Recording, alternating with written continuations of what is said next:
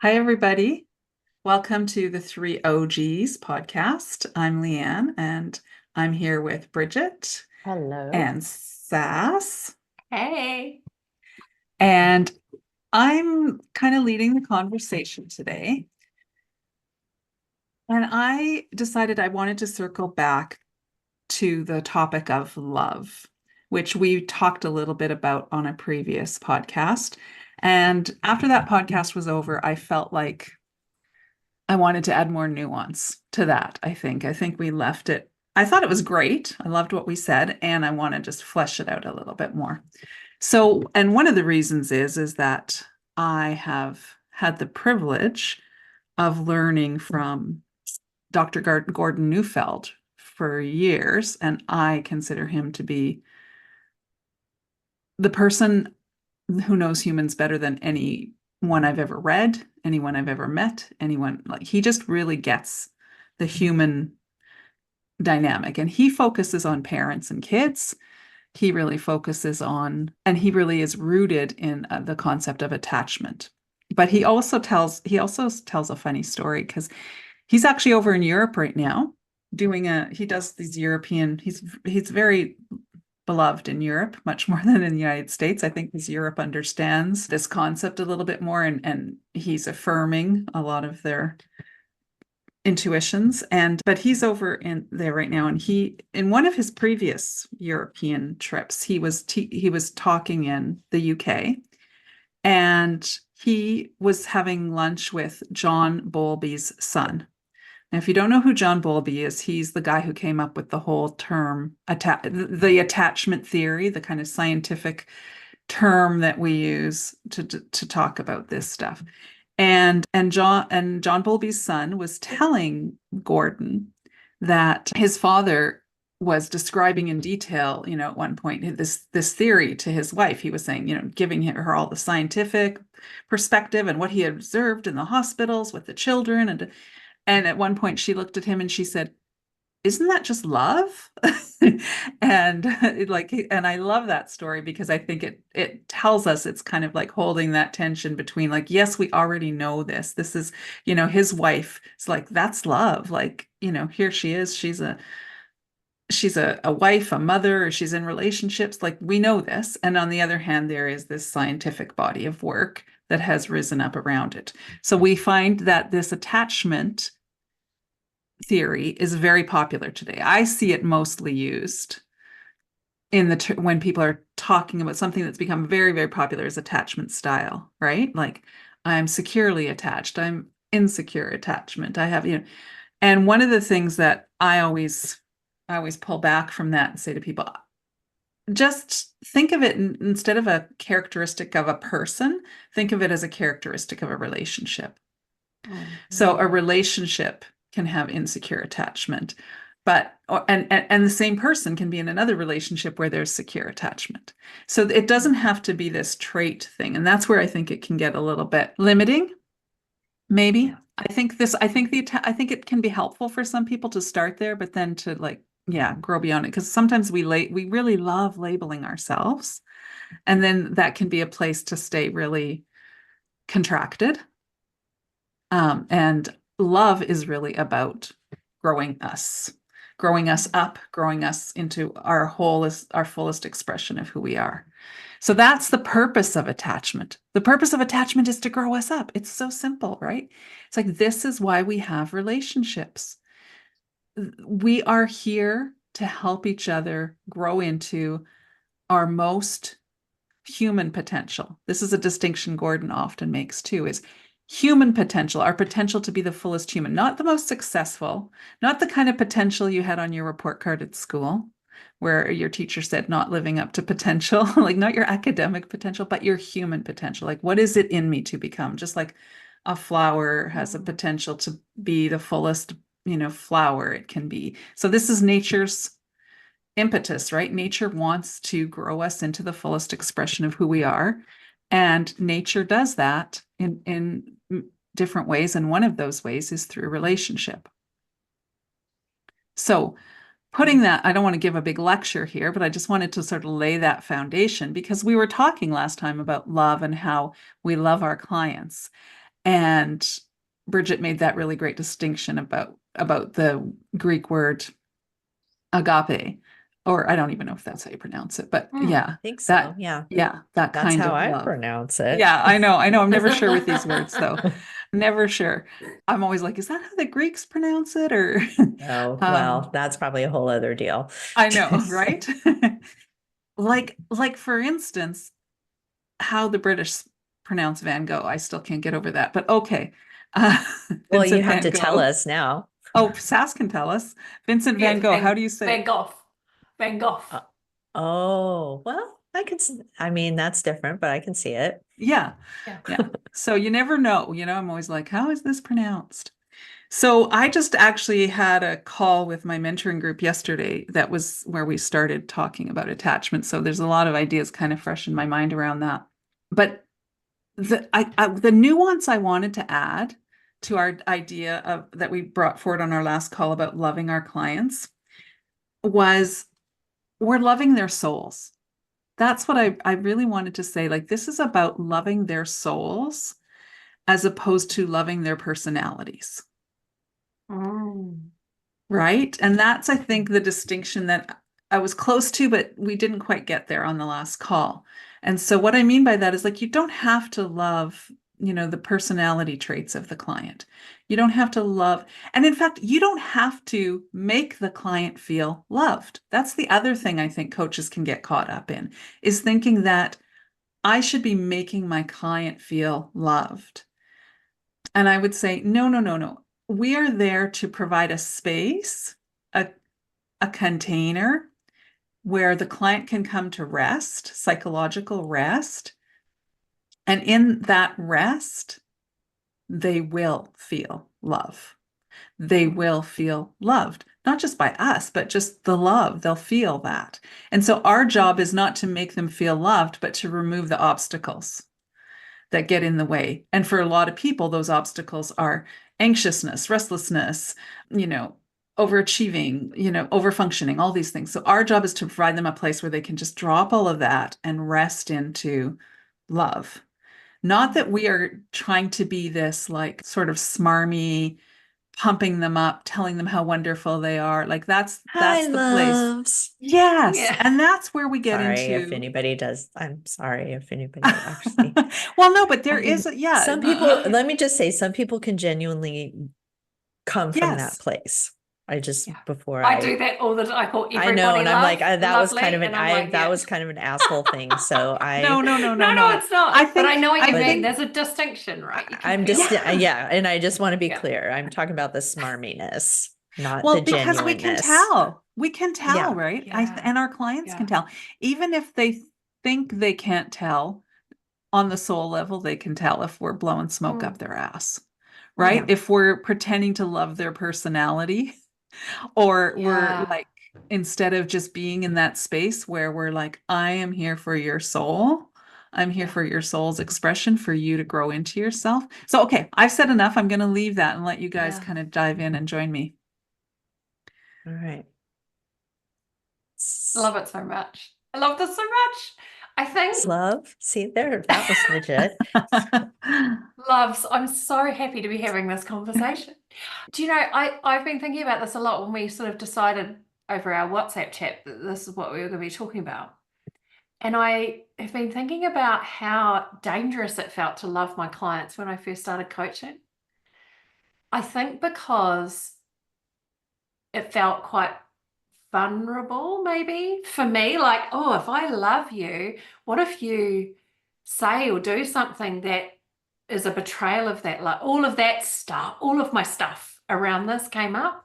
And it's no different from any other relationship in my life, right? That is something I've carried for a long time. And it's actually, I think, a lot of my own healing and willingness to just love my clients has healed a lot of other relationships in my life without my clients having any idea. I mean, that's not their job for sure, but there is something so freeing about just being willing to love a person. And I think the more practice I've had at that, the more I can even say that I genuinely feel real deep love and compassion, I don't think there's anyone I couldn't feel that for. I really, sense that, like, the cure for prejudice is proximity, like lean in. And I think that we all have lots and lots of assumptions, and, we're surrounded by robot algorithms that are trying to divide us and tell us that, it's dangerous to love the enemy, and that's anyone who doesn't share the same language and values and shibboleths, the ways that the coded language that we use to say, this is who I am, and you like me, all those bubbly things that our algorithms love. But I'm like, yeah, but just lean in, see what you've got in common, see past all of that, because that's just a reflection of that person's inputs. And if I had grown up in their life and their family, I might think this is exactly the same thing. So the things that we judge each other for are often nothing to do with the person's soul, their well-being. So all to say, I think I've learned through this work how to love unconditionally in quite a grounded way that no longer feels vulnerable. It actually feels like a real strength. Yeah, I totally agree with that. And I was just thinking about what has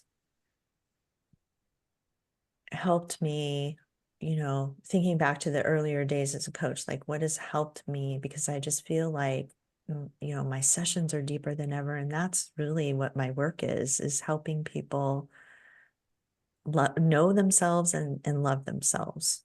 And that, and then that looks like different things, in the outer world, but that's the work. And, obviously that's been my work. And I just think about, probably one of the first things that opened that up for me was the idea that I'm not responsible for my clients' outcomes or their journey. Yeah. And that's their journey, because that left me, because then, that feeling, and I remember back, and it's like, if you think somebody is off track or they're not doing what you think they should do or whatever, and the tension that creates, because now I've attached, not an attachment style, but I've attached my sense of self-worth and worthiness to their path. And so really learning that, my work is to clean up as much as I can whatever's going on inside of me, and show up and be of service, being really clear that this is their journey, and that this is the journey that they're absolutely built to take. I think removing that pressure off of myself, and realizing, like, it's that soul level thing that you're talking about, Lianne, where my job is to see, reflect, and believe in their potential. And yeah. and then we're kind of sussing that out, because that's like, to me, that's the fun of, like, okay, what are the elements of who you are and this potential, and how do we find the way for you, and then it became just like this immensely fun, because I just love to solve problems and puzzles, and so that's kind of my approach. And so I'm just diving into their world for a period of time, and helping them navigate. And so that's really fun, and I can bring, and sometimes it's really difficult, but it's easier for me to bring a lot of love to that when I'm not attached. And then what does it say? What is it in me to become? Yeah, that to me, separating, like, what is in me to become, and then helping people find what is in them to become. I think that's just a really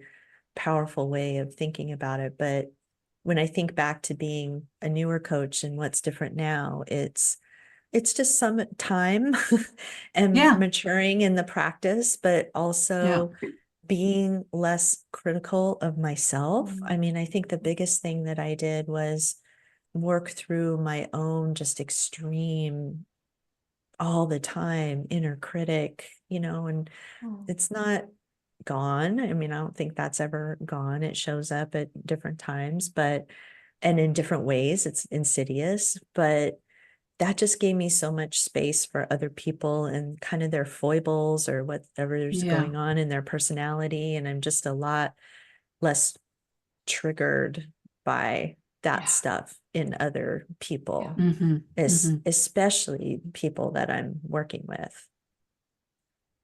I think that, yeah, that's so important, Bridget, too. What you talked about is like, I always think of it and as being in the way you're working with nature.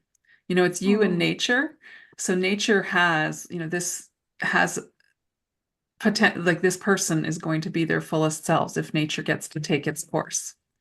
And so Mhm. you're kind of participating in that with nature. But I think you brought up something else that's really important, which is you can't, if we, the other way this can go is thinking that we want our clients to really like us or love us. And we're Yeah. trying to, like, oh, what are the outcomes I'm going to give them so they like me? How can I help them so that they like me? And so when we're in that seeking position, that's also a place where we're holding an agenda.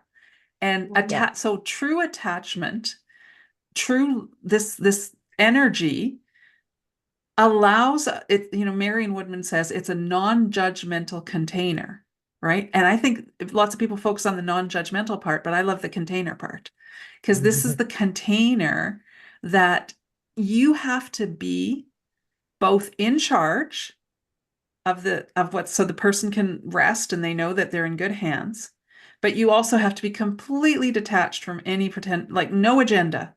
Because Mm. if they smell the tiniest bit of an agenda from you, they're not going to relax and rest and be able to grow. Yeah. Yeah. So, if we are really wanting to help our clients grow, then we have to give them this kind of experience of pure psychological rest where they're not having to please us. They're not having to work for our agenda. And we don't collude with some some agenda that they might have that's very Mm. neurotic. you Mm. know so we're colluding with nature, we're not colluding with their neuroticism or whatever it is. Yeah. So Yeah. to offer up that place where growth happens spontaneously, not because we've made it happen, but because we've made this space for it to happen. Mm. Yeah. And that's, I think I I can remember early on in coaching starting to go into that place. And so last, was it time before last, we were talking about tools and stuff, right? And then you start to kind of leave that behind and it feels, and even to this day, sometimes like I'll start with a new client and I'm like, and maybe there's just something about them or something that I'm like, I'll just be like, I have no idea like what's going to happen. And then I remind myself, like, I never have any idea of what's going to happen. And it's Mm. not my job to make it happen.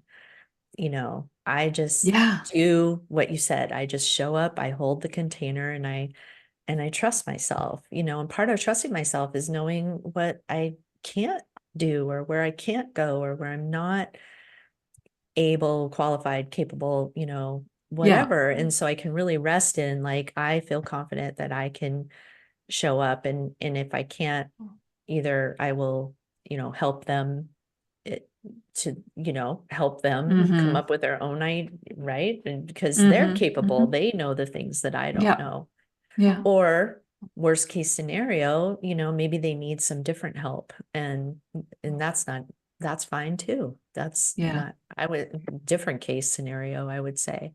So that's when, that you start to feel like you're going on Mr. Toad's Wild Ride because you don't know where the hell this is going. But like that's when you're getting to the good That's stuff. so good. That's, Yeah. yeah.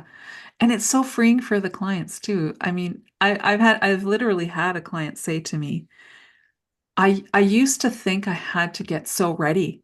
She had a Yeah. different coach prior to me. She said, I used to Yeah. think I had to like get stuff ready for the coaching Yeah. call because that I had to like, and she says, and with you, I get to just show up. Yeah. I don't know how many times I say you don't have to be ready. Yeah. You're not behind and you Yeah. can't screw this up. Like Yeah. those are Yeah. just my baseline truths that I know you do. Cause I think so many people think, oh, I have to be ready to get Yeah. coaching. And it's like, oh, no, no, no. We are We are the helpers of the not ready. Yeah. That's a great way to put it. Yeah. Yeah. And even for an individual call, you don't have to Yeah. be like ready. Yeah. Yeah. No. And how many times have you had clients say, "Oh, I don't really have anything that's going wrong right now." And it's like, great, let's talk about what's going right. Like what, it's like that's Mm-hmm. why I think I really love long-term work is, because I think there's a bit of an arc to the relationship, right? Where we're sort of feeling each other out and, can we trust each other, or at least can the client trust me to hold that container for them? And once there's that, and there is a few kind of, I hate to say the low-hanging fruit, but there is a bit of that. This is the immediate problem. This is why I signed up for coaching. And as they start to sort of maybe shift how they see that or change the relationship they have with that challenge, it's like more stuff can come in. And then it becomes a case of like, you can come here with nothing to say, like no idea what we're going to talk. Like, I trust us. Yeah. Yeah. I Yeah. trust you, And if you're a new coach and you're listening to this and you're thinking that sounds freaking terrifying, yeah, go put in your reps. Go put in your reps. We're here. Yeah. We're here to be, elders down the road for you. We're not saying, you have to jump in and do it the way we do it tomorrow, but we want to at least give you a bigger picture, a bigger vision maybe than what you've seen out there. So, yeah, do what you need to Yeah. do, if you're just Yeah. starting out, but then there's an invitation to come further down the road. Yeah.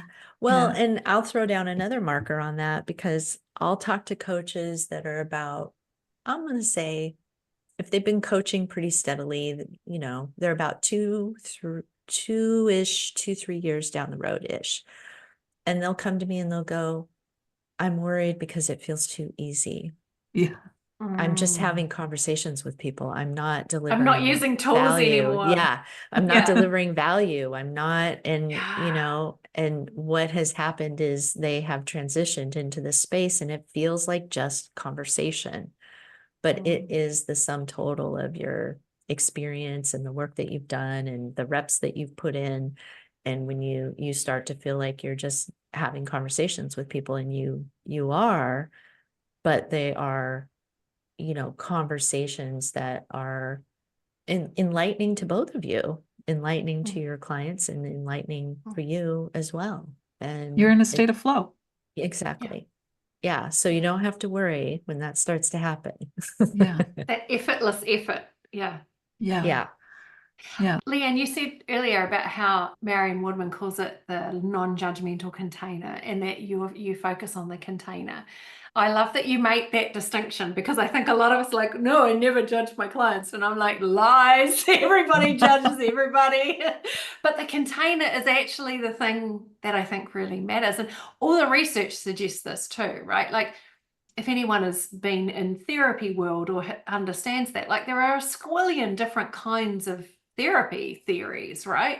Yeah. But the kind of consistent sort of success markers for holding up inverted commas there, listening on the podcast, but the consistent success factors seem to be, what is the nature of the relationship between therapist and client? That's the thing that's going to determine, will the client kind of get what they came for? Same thing applies, I believe, to coaching, because it's such 100%. a similar Yeah. thing, right? So 100%. that if you're listening to this going, I want to be having conversations with people, I just want the effortless effort, then I think the place to put your energy and your observation and feel into is, how do I show up in that? How do I hold that container? What does that look? What does it feel like? I think it can feel like such an ephemeral thing, but that's where the magic happens, really, I Mm-hmm. believe. I Mm-hmm. wonder, Lianne, like what do you think constitutes a really powerful or restful container? It has a sense of I know what I'm doing. There's a sense there's that confidence in that the person is like, oh, you're in charge. Not in Mm, charge of like, I don't have to like obey you, that kind of in charge, but just like, I don't have to worry about. So, for example, I'll say things to clients like, so I'm being really practical here and giving like, it's more than this, but it can include Mm. this. I'll say, I'm going to look after the time. I want you, that's my job. You don't pay attention to the time. I might say, I have been coaching for 18 years and nobody's ever said anything that offended me. Like I'm really Yeah. impossible to offend. So giving that sense of like this space, I'm in charge of this space, but this space is for you. This is so there's a I hate to use this word because it's used so horribly out there in the manosphere, but there's a sort of alpha energy. We were talking about wolves before we hopped on we were talking about dogs and wolves before we hopped on this call. And wolves, have that alpha female who Yeah. like takes care of the pack, right? And so that's that I think of it as the conscious feminine is the way I often talk Yeah. about it, but people often don't know what that means. But it's like this strong, powerful, caring energy that says like if that's not there, if you're showing up like a deer in the headlights, and and you will in the beginning, you will sometimes in the Mm. beginning, but Mm. find those moments when oh, that was it right there, where I didn't feel like a deer in the headlights. I was actually just in this space where the other person could, like, when I say psychological rest, I mean like there is no work for them to be, there's no work there for them to do, none whatsoever. That's the Mhm. container. The container is you come here not to work, but to rest. So nature's two ways of growing us up is attachment, right? And because attachment provides rest, but the other place that provides rest is play. Play Mm. provides Mm. rest. So having a playful energy is also really great. Not taking the whole Yeah. thing too seriously. Yeah. Believe it or not, like after all that I said sounded so heavy and serious, but then you have to hold it lightly, Yeah. and keep a playful, like if you're not laughing sometimes so hard in your coaching calls, like not all the time, but every once in a while, if you and your client aren't just having a really good laugh together because, Of the preposterousness of life. yeah, yeah. I was just gonna Yeah. say, So, yeah, because this yeah, is ridiculous. yeah, Yeah. yeah.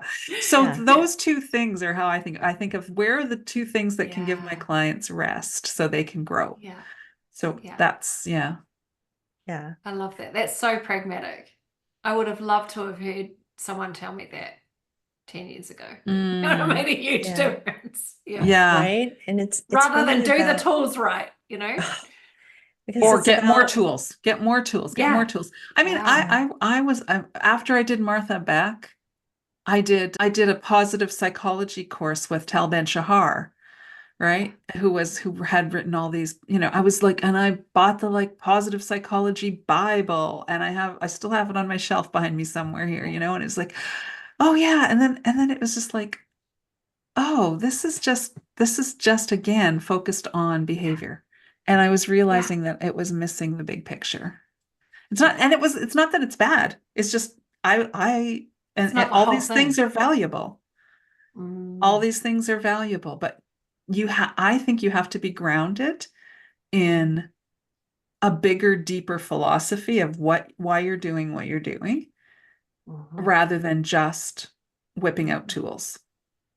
If you're not Totally grounded agree. in a philosophy of why you're doing what you're doing, and in the beginning you won't be. It takes a few years to get to a point where you can even think about that. Mm. But if this is a calling for you, that will be part of that calling. Mm. yeah.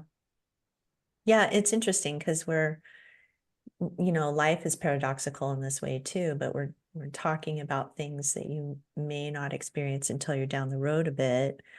And so it's like you have to hold both of those things at the same time. And I think Mhm. letting yourself be a learner is so critical. And when you can't, and I think holding space too, or like this container, or whatever we're talking about, is like it is not a doing, it's a way of being that comes 100%. online. And so the Yes. first thing to do is, if you're cultivating this, is the first thing is to actually as you're listening to your client, if you're starting to spin out a little bit, is to even, if it's out of the frame of the Zoom or whatever, or like I even now I have like a little rock that I might hold on to, or I, can put my hand on my chest if something really emotional is going on. So I'm kind of always have, probably 40 to 50% of my attention on myself, because that's helping to both keep me grounded,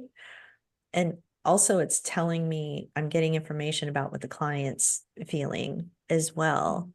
And so all of that to say, like, that's where you can, so it's not about doing anything perfectly, but if you find yourself starting to go, oh shit, I don't know what's happening, I don't know what's going on, have something that you do, feel your feet on the floor, grab a little rock or something, and just listen and bring yourself back, and even get comfortable taking a moment, taking time for silence. Like, it doesn't all have to be talking. And those are just some simple ways that you can, return to yourself, return to loving. So the key is always like return to loving and compassion for yourself. And that's what opens all these doors that we're talking about. And the reason I'm here talking with you guys about this, and I've talked about how I want to, I hope that this coaching profession can mature into, or that we at least cultivate more soulful coaches like us. I think that there's enough of the other kind out there. It's like, but I think this is what is more, there's more of a hunger for. And yet I noticed that, so when I was teaching, when you're a beginning teacher, there's all kinds of things, I know that it, takes a while before I got my feet under me there, but I also had experienced wonderful teachers around me that I could watch, and I could see, what are they doing? And I couldn't necessarily do what they were doing, but I could at least see what they were doing. And then that gave me, and I feel like that's missing from coaching, right? We're all very isolated. So there isn't that same ability to sort of have those people who are further down the path who you can look to and say, oh, okay, so that's what it can look like. Yeah. And so that's why I think we're here, right? Doing this. Yeah. Yeah. And I think as well why mentoring can be so helpful. Supervision, mentoring, even a business mastermind done well, like however you choose to, it doesn't really matter what the container's called. Again, it comes back to, do you feel a genuine sense of trust and safety with that person? Then you're probably going to get what you came for. And all of us work with coaches in different ways to provide that container. Yeah, and I'm just thinking about how I'm actually thinking, I don't know if I'm going to name the person, but I had an experience with a master certified coach, where I knew that she had an agenda and I didn't feel safe, but I also now recognize there was a power differential, and I didn't know how to say, I don't like this. So I just sort of like quietly went along with it. And then it stayed with me for so long. Like, I'm 10 years later still talking about it, but it stayed with me, that just that feeling of, oh, that's what it felt like, a betrayal. Someone I thought, oh, you've got all the badges and the training, so you must know how to do this. And actually what I think now is that some of us come into coach training with a sense of love for our fellow humans. And so the training it's crudely a spit and polish job, right? On an existing feeling of deep reverence and love and fascination for our fellow humans. And so this is going to feel really natural. And I think that's where, you can get into that sort of like, this feels so easy, like, because it's a way of expressing that love. But I think for those of us that maybe find it a little trickier to access that, I wonder what you both would say around around that, like how to go into a session without agenda, without like in that unconditional loving state. Well, I sort of call it loving detachment. That's where I want to get to. Uh-huh. It's the Uh-huh. energy I want to coach from. What does that like look and feel like? It Well, looks, go oh, ahead, go Bridge. ahead. I think of one client that I had way back in the day who had a child with autism. And, I don't have that experience in my life. And, I was showing up and working with her but feeling some discomfort, and I just wasn't sure what was going on. And I actually think this can be a place too to just take a look at what you're thinking, not necessarily to rush in and do the work on it or something, but just to see what's coming up. And what I realized is that I had all these judgments about, oh, that must be so hard and her life is so hard. And it doesn't matter if that's true or not true, like where I got to. So I just sort of mulled that over a bit. And what I had to do was like work through, well, what would I do if I had an autistic child? And what would I want my coach? How would I want my coach that's helping me to show up? Because this, and what I realized is like, oh, this would just be my life. And so given that this is just my, like I just realized that putting value judgments on it was not helping me help my client. And so that was like a concrete way that I looked at something that I had no experience with. So I think a lot of the work for us as coaches is people are going to have situations in their lives, and you're going to have judgments about those or opinions about those. And I think it's really helpful and important to make those conscious and then examine, that's where it's like, I don't want to say like, is that true? But it's like, just notice where your judgments are coming up. And do you think that really helps the client, or would it be better to just suspend your judgments? And so you kind of have to work through like, oh, this is what comes up for me.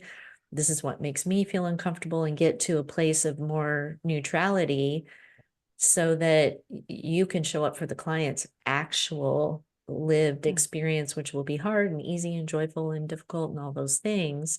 But that's their life that they're navigating. So that was one way that I kind of learned to work through having an agenda, right? Because if then I'm going to have an agenda that, I don't know, her life should be easier. I'm going to start coming up with things from my framework about how her life should be, because I am now sort of projecting my imaginary what I would do into her situation. So yeah, that was a way, just through falling in that hole a couple of times, many times. Yeah. Yeah, that's interesting, Bridget, because it makes me think like on the same lines and similar to sort of adding to the practical kind of thing that I said earlier. Another thing I'll often say to my clients, and it's true, I say it from a very true place, because I really believe nature is up to something good. I don't know what it is all the time, but nature's up to something good. So I will often say to my clients, they're going through hard, hard stuff. And I will say, I'm not worried about you. And it's true, and I think they can feel that it's true. I know you're really worried right now, and that's okay. You're going to be worried, but if it helps you at all to know, I'm not worried about you at all. And I don't, I don't, it's almost like you develop, I think you develop this as you coach too. So, the thing we have called, do you guys know the reticular activating system? The thing in our brain that keeps, yeah. So we all know probably about this, this is what allows us to, like, there's some noise, lawnmower going on outside, or there's this happen, and we block out everything that we don't want to pay attention to so that we can focus on what we do want to pay attention to. And so that's actually, I think that's what's a lot of autistic people struggle with, is they don't have but there's kind of a coaching reticular. There's something like that in coaching where it's like, there might be some judgments over here, and there might be some, things over Yes. here, but that's not where you're coaching from. Those Yeah. are all in the Mm, background. You're mm, coaching from this, you're coaching from the soul place. You're coaching from, knowing that you're just a vehicle of nature and nature's up to yeah. something good. And so you're just sort of like letting yourself be. And we've talked about this before, like inviting confidence through trusting that the coaching has its own energy, that it's Yeah. going to do what it needs to do. Yeah. Yeah. As, Presence, as right? you're, yeah, yeah. Yeah. As you're describing that, Lianne, I'm just thinking about how, yeah, just letting it all sink into the background and kind of go, oh, yeah, deal with that later. Or that's nothing to do with this. That's mine. That's nothing for this session. I think what can also happen then is that we start, and I've noticed this so much, is that kind of intuitive, mysterious, discernmenty stuff comes to the forefront. Hmm. And I found, and I think I'm sure it comes out differently for different folks. For me, there is lots of like body sensations I'll feel, and Hmm.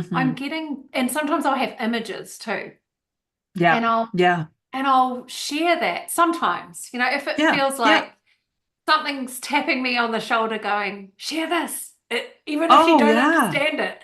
And I think that to me feels like nature's up to something good. Nature's like going, hey, share this. She won't know unless you share this. Yeah. Just Yeah. trust it. And, even just saying, oh, I feel a bit, what is that? There's a sensation here of, I don't know what it is, some kind of discomfort. Like, do you feel that too? Like, what is it for you? Like, almost the mirror Yeah. neuron stuff, which is so Hmm. mysteriously wonderful. When you're in that state of presence, flow, empathy, we'll often share the same sensations as our clients are. We'll feel into Yeah. that.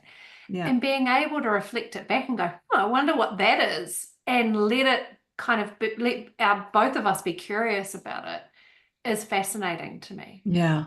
And Yeah. yeah, Yeah. the imagery too. It feels almost like my unconscious, like that dream state stuff, will poke through into Yeah. awake presence.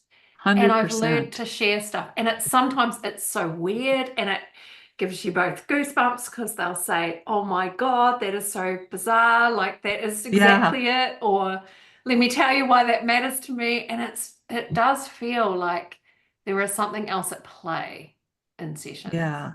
Well, Yeah. that's, when Bridget talked about the call we had one time where she brought up Mary Poppins, and I she was just just thought it was a thinking of that. passing Yeah. comment, and I was just like, Yeah. no, no, I'm really interested in this Mary Poppins. I got to talk. Can we just talk about this Mary Poppins? Because it's like, yeah. And so Yeah. that's like, yeah. So yeah, it's not like you're just like we talked about before, not just some like AI bot sitting there, and like you Yeah. have to A let moist robot. yeah, Yeah. your Yeah. soul is going to show up, and then that gives, and then there's a soul connection that happens where that energy just flows then. Mm, Yeah. And mm. that's when it feels super fun, you know? Yeah. Yeah. Yeah. And Yeah. I was thinking too, Sass, because you were talking about the group that you were part of with the coach that wasn't great. And Mm. so the difference is, thinking that you hold a container through Yeah. power over versus Yes. presence. So Mhm. I think it's really important to talk about power in all of this because, like, for Mhm. me, because I think I've also had times where I've misused power or leaned into power in that way that was not who I really am. And, that, yeah, it just wasn't who I really am or how I want to be, and kind of parroting learned behavior. Right. And so, what I'm doing, with the container and through presence is also, I feel like energetically always, because people will want to put you on a pedestal or give you authority, and some people will take that you know, and they will take that and use it as power over, either just to get you to stay and conform, or, you know, that also opens the door. That just creates a lot of vulnerability in a person. And so what I'm energetically doing is always, and I don't know, I'm just handing power back. And I Yeah, can't really explain it other than, because I don't Yeah. even really think about it anymore, but it's like, you know, just, yeah, just in, I think there's little conscious verbal ways that I'm doing it, but also just energetically also, you know, I'm holding the container so they can relax, but I'm not having power over them. And Yeah. so just, and that's through like checking in. How does somebody feel?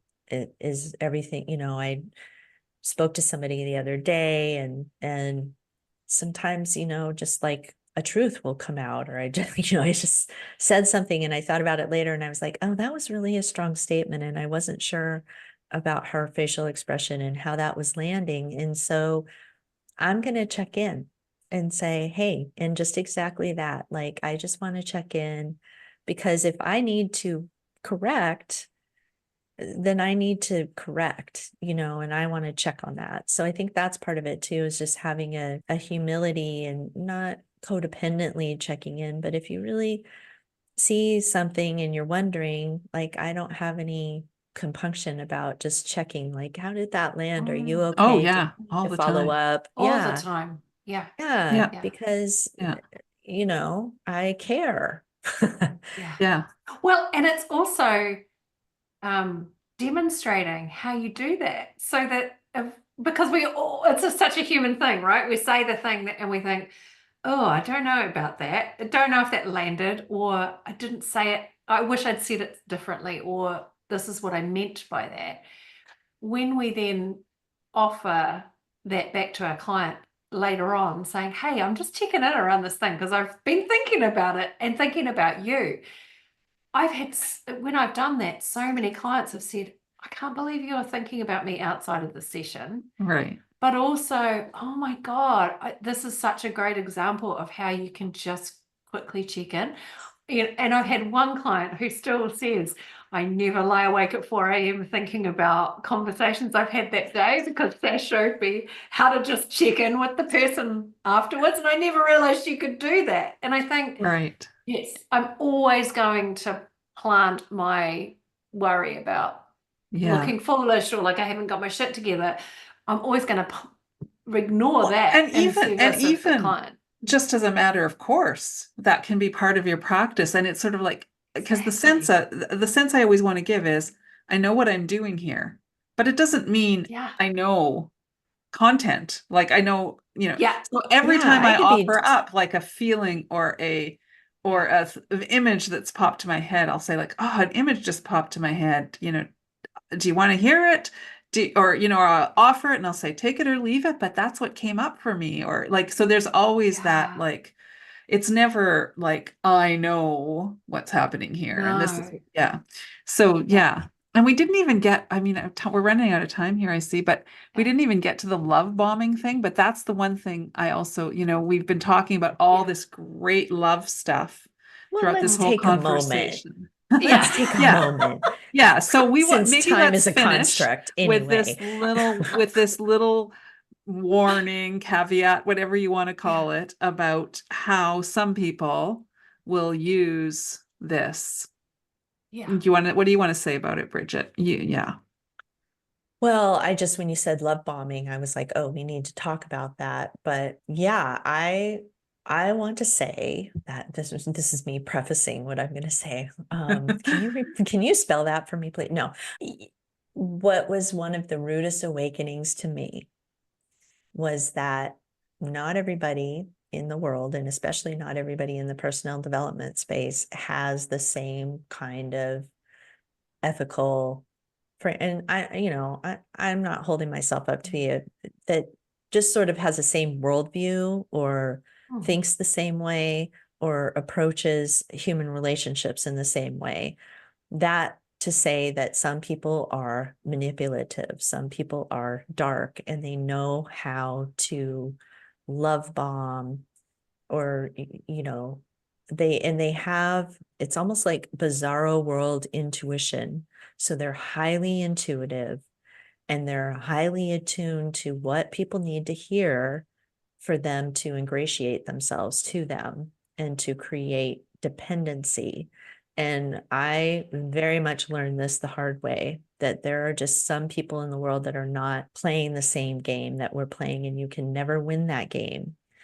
And you don't want to start playing that game because it's a dark game. But I think that's one of the reasons why I'm here, is because part of what I want people to understand is that's real. And some of these people don't have your best interests at heart. And the faster that you see that, and what they will do is, they'll start with the love bombing, and then you share deeply, and then they weaponize what you share against you to keep you in line, keep you from complaining, keep you paying more money, keep you singing their praises on Facebook, whatever it is. And so I want to sort of attune people to the fact that not everybody has a good heart at the heart of it. And there are some people who are attracted to this profession to get their needs met. Their narcissistic supply. Yeah. So we just want to make sure that's also just a little part of the conversation. Yeah. So that was, I would say my crass comment about hi loves. And again, I just want to be clear. It's not about the words. Because if I start saying hi loves out of the gate, I just want to, because I seriously don't want to hurt anybody's feelings. You're not well, here's what I know that I want to say is sometimes people hear stuff from people that they view as more senior coaches, and they take it too deeply to heart. And that's why I'm so careful, because I don't want somebody to think they have to do something to stop doing something that's natural to them and feels right to them. Okay, caveat aside, I forgot where I was going, but basically, yeah, there's shitty people out there that are getting their narcissistic supply, and it will look overly familiar at first, right? So it's like out of the gate, just like, that's why I said highlight. It's oversharing. It's too much energy. It's like, you're so amazing. Yeah. And it's stuff it'll feel a bit icky usually. Yeah. But you're it'll like, feel a bit like fast food, Yeah. Yeah. But you'll go, but they're being nice, or, they're interested in me, or, whatever. And some of these folks are also very interested in you up until the point that you pay them the money, and then they become markedly less interested in you. And let that be your lesson. Yeah. And we know of coaches who will get you to sign contracts that say you can never speak badly of them in public. You can never, and I just think, just be kind of conscious, like finding a coach, finding a mentor. It's a bit of a dating game, there are red flags on date one. So look out for those, Yeah. I mean, honestly, if you have a life coach or a business coach or a person, some kind of coach that wants you to sign a non-disparagement agreement as part of their terms and conditions, run, or any kind of NDA, like you should not have to do that to work with a coach. I don't think, and look, you can say what you want about, me or what, and hopefully you will say it to me so that I can repair with you. But I'm not, so people that are trying to control the narrative, that's like such a big red flag. The people that you work with, they don't need to control the narrative. But love bombing is absolutely a part of that, and that's what leaves people feeling so profoundly confused. And then that power piece and the weaponization of your psychology are all the things that I just, up and down the line in the forums and everything, I just see people feeling so confused about that. And what it is you've been manipulated. And I think that just makes it. And it wasn't ever your fault. It was not your fault to happen. Yeah. And it's happening to other people. that Yeah. that person Yeah. is working with. Yes, absolutely. And you are not alone. And you got tractor beamed into why? Because you love, because you want, because you, they were able to hook you through your Yeah. genuine needs and desires. And there's Yeah. nothing wrong with those needs and desires, but that's how they get you, is through your vulnerability. And that's also, I Totally. think, why we're here, is to just shine the light on that. Yeah. Yeah. Good call. Good stuff. Yeah. Yeah. Every time we talk Definitely. about love, it feels like the right conversation. I know. Well, Can't go yeah, wrong. I mean, it's Yeah. it's one of my favorite topics. So, ciao, thanks for tuning in, everybody. And yeah, we'll see. We have no idea what our next conversation is going to be, but we'll see you soon. Okay. Yeah. Bridget's turn. Cool. Thanks, Thanks, Bye-bye. everyone. everyone.